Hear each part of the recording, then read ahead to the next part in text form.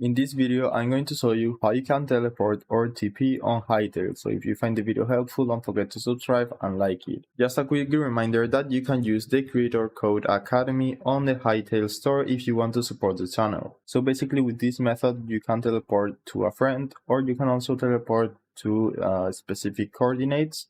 So firstly, you will need to have admin on your server or OP. If you don't have it yet, just open the chat with enter and put /op self, and this will give OP to yourself. If it's not your server, you can put op add and then your nickname or your friend's nickname, and this will give your friend the OP perms.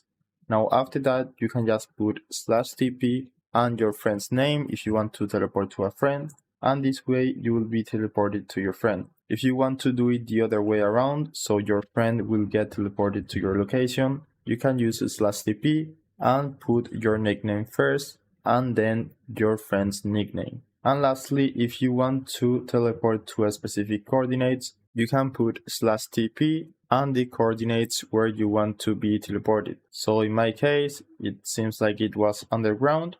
But that's it. That's how you can teleport to coordinates or to your friends on Hytale. I hope it was helpful and thanks for watching.